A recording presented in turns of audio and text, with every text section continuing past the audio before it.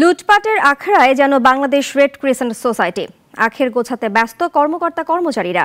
আছে অবৈধ নিয়োগ, স্বজনপ্রীতি, স্বেচ্ছাচারিতার অভিযোগ। নাগরিক টিভির হাতে এসেছে তার ফিরিস্তি। ফজলে রাব্বির প্রতিবেদনে বিস্তারিত। ঘটনা গেল 25 আগস্টের। সিসিটিভি ফুটেজে দেখা যায় আত্মমানবতার সেবায় নিয়োজিত রেড ক্রিসেন্ট সোসাইটির ঘুণে ধরা পরিস্থিতি।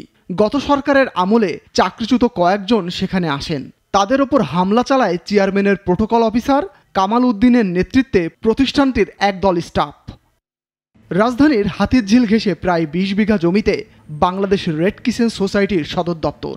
বিধিমালা অনুযায়ী স্থায়ী চাকরিতে নিয়োগের সর্বোচ্চ বয়সসীমা 36 বছর, তবে সে নিয়ম আছে কেবল কাগজেই। একাধিক কর্মকর্তার অবৈধ নিয়োগের তথ্য উঠে এসেছে নাগরিক টিভির অনুসন্ধানে। সাবেক চেয়ারম্যান আব্দুল ওহাব চুক্তিভিত্তিক নিয়োগ থেকে বেশ কয়েকজনকে স্থায়ী করেছেন। তাদের অধিকাংশের বয়স 50-এর বেশি। তালিকায় আছেন লজিস্টিক বিভাগের লুৎফর রহমান, ইউনিট অ্যাফেয়ার্সের নাজমা পারভিন সহ আরও অনেকের নাম। কোনো বিজ্ঞপ্তি ছাড়াই তারা নিয়োগ পেয়েছেন, যদিও এই অভিযোগ অস্বীকার করেন লুৎফর রহমান। আমার পক্ষে 100% স্বচ্ছ। আমি যে প্রফেশনে জব করি, আমার মতো যোগ্যতা খুব কম মানুষেরই আছে বাংলাদেশে। সোসাইটির টাকায় বারবার বিদেশ ভ্রমণের অভিযোগও আছে। চুক্তিভিত্তিক নিয়োগ পাওয়া উপসচিব সুলতান হোসেন এই সুযোগের সদ্ব্যবহার করেছেন সবচেয়ে বেশি।